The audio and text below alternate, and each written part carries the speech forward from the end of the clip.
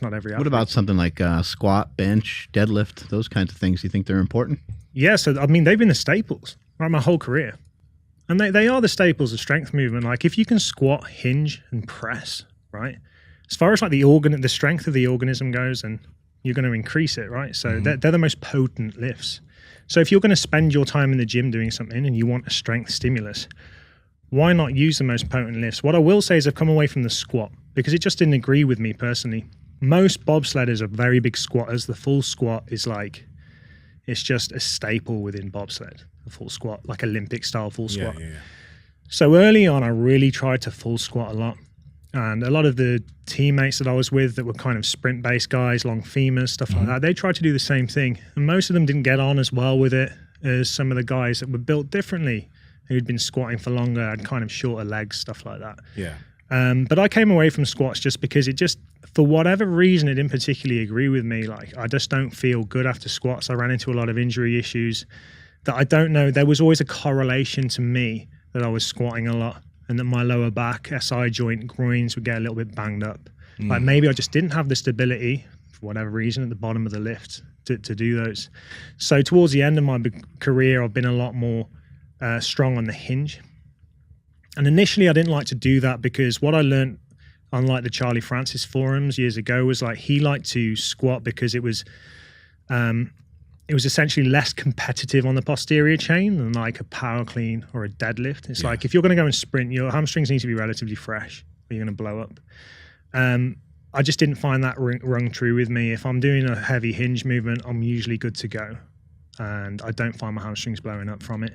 So I've mostly deadlifted. So yeah, this was probably the last time I did any sort of heavy squat movement. And yeah, Joel Seedman would love this. Yeah, I was going to say, I think that movements like this make a lot of sense. I don't people get upset about the range of motion, but I think I think it's smart. So there's a context behind this. Is like, I needed like a final stimulus before our push testing. So this was like just before our Olympics. So for a bit of context, we have a dryland push track in the UK that you push a sled on wheels on. And it's the time you get on that gets you in the team. So this was like a final stimulus. I needed something different, a little bit more anterior chain dominant, because when you hit that sled, it can be quite quaddy before going into that testing session, probably a couple of weeks later. Power Project family, how's it going now? We've partnered with Bubs Naturals, and they're an amazing brand. They have this just wonderful MCT oil powder that I put in my coffee in the morning, and they have this collagen protein. Most people don't get the amount of collagen that they need in. All mix well in anything, coffee, water, whatever. It's also Whole30 approved. But the thing I want to talk to you guys about real quick are these apple cider vinegar gummies. Now, if you go on Google and you type in apple cider vinegar, there's tons of benefits. Immune support, metabolism, digestion can, oof. But one thing you'll also come across is apple cider vinegar tastes like shit. It's bad. It's really bad. That's why they came out with these crack gummies. The reason why I call them crack gummies, and it's an empty little package of them, because we can't not eat a lot of them at once. They're really good for you, don't get me wrong, but they also taste really good.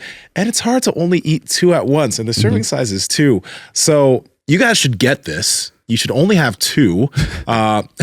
Good luck. Good luck. But the benefits of apple cider vinegar actually from these gummies, I noticed that honestly, it's helped my digestion a lot. So a ton. Yeah. Yeah, it definitely has helped me, hit the bathroom a lot more consistently.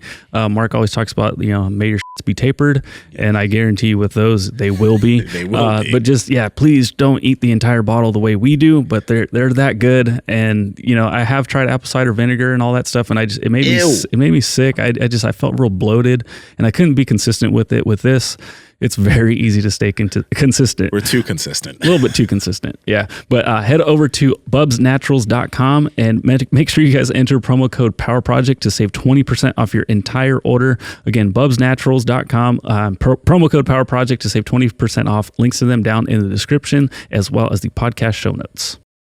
But what I did find out was I hadn't learned from my mistakes. And after doing this for a couple of weeks, my SI joint got a little bit grumbly, and then an old groin injury kind of reared its ugly head, and I had to then manage that for the rest of the season. Yeah. So it's like it provided a good stimulus for me, but I kind of didn't learn from my mistakes on that in that little period there when I was going back into the squats. So this is an interesting thing, because like with all the different people we've had on, there are going to be some people that have like really they're going into the GOATA philosophy, and there's a lot of good stuff there, but they'd be like, oh, you see what those like lifting weights heavy did again? Like it brought up these injuries, and it brought up those old nagging injuries, right? One thing I'm curious about that we can go back to is I want to know kind of how you would have adjusted your lifting when you were within your career, so that maybe some of those things wouldn't have happened. But seeing as like doing that for a bit did give you a little bit of stimulus that was beneficial, but then it brought some bad injuries back. How can somebody navigate lifting within sport and stay the fuck away from getting injured? Because that's not the sport. That's supposed to help you with your sport. But if you're doing it and it's bringing injury towards sport, it doesn't seem that beneficial, at least in the immediately, right? So what you've got to understand about my sport, it's an absolute number. Mm-hmm. Same with track and field. Yeah. Our push test, if we don't place well, and it's a time, it's Mm-hmm. like 5 to 45 meters pushing the sled. Yeah. And they time that. That's where you're ranked. So any percentage on there. So here's the push track here that you can see. And we're doing some double pushes here. Like you can be out of the team by 100th of a second. You need that max output. So it's like there are risks you have to take. Yeah.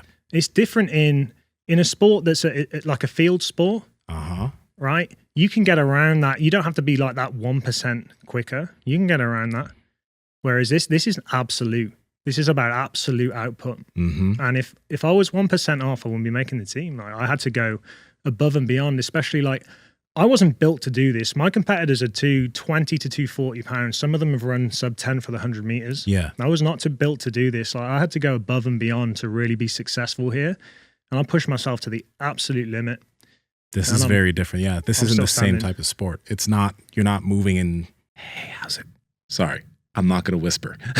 I know you guys are enjoying this content, and we love talking to all these people and bringing you guys great information. So if you could help us out by hitting the like button, because that helps the algorithm, subscribe and hit the notification bell, we're going to continue reaching more people, and we're going to continue helping more people. Talk to y'all later.